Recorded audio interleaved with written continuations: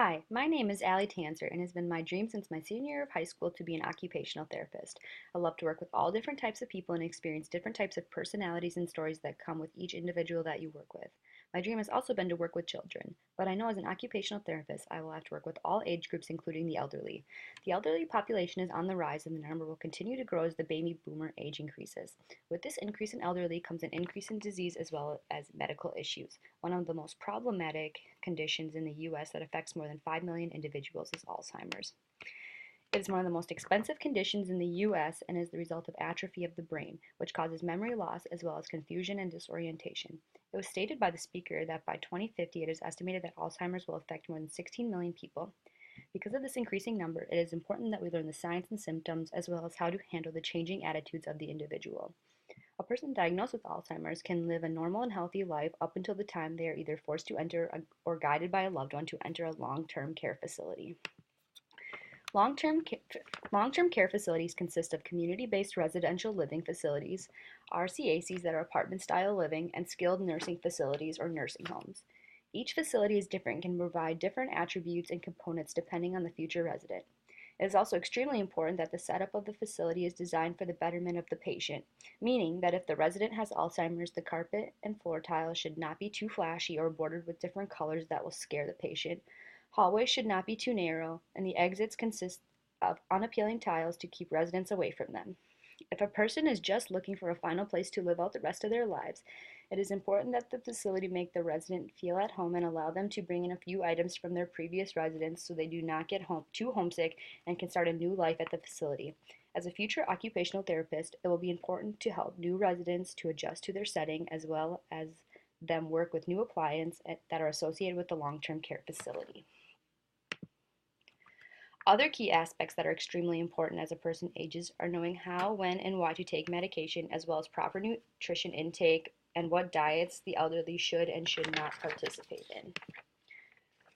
Taking medications is somewhat of a norm as people get older. It is important as a future healthcare professional to know that elderly individuals can be placed on many different types of medications and to also know that sometimes these medications can counteract one another. So it is extremely crucial that we take a careful drug history. From the speaker, I also learned that cost is the number one reason why people ages 50 and older do not fill prescriptions. It is also important that an individual gets strict guidelines on what to take on when to take their medications as well as how many to take. Nutrition also plays a role in how the elderly are able to function and maintain their healthy lifestyles. In class, we were able to learn about many different types of diets that are popular in today's society and what aspects of each are positive and negative for the elderly population.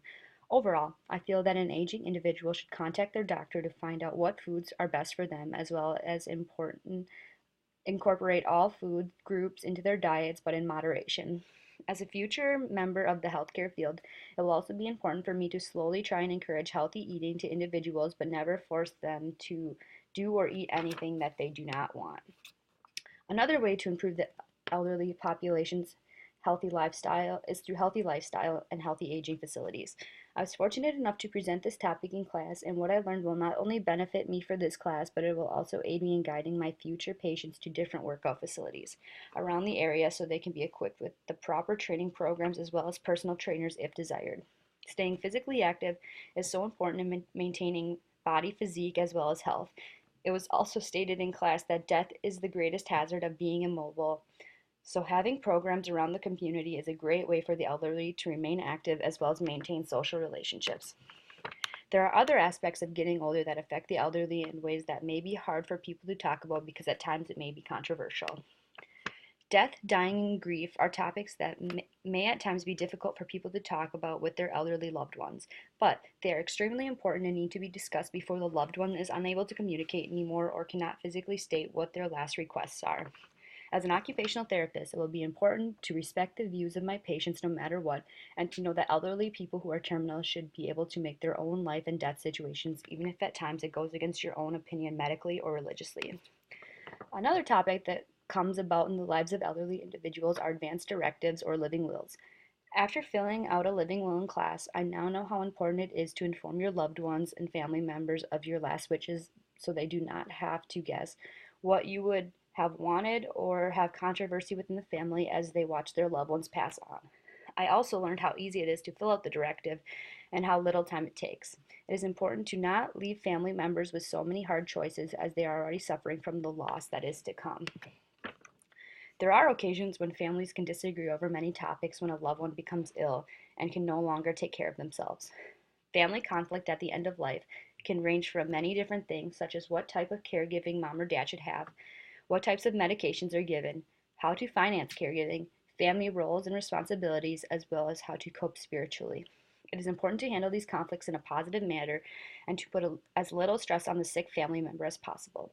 As an occupational therapist, it will be just as important to work with patients' families as it is with the patient, so knowing conflict resolution is crucial. Two other topics that are becoming increasingly significant in today's elderly population are the concepts of sexual orientation as well as how to understand different cultures and traditions. Sexual orientation has been a topic that has been discussed for years, but in recent times it is starting to be something that is talked about more frequently as well as something that is more accepted.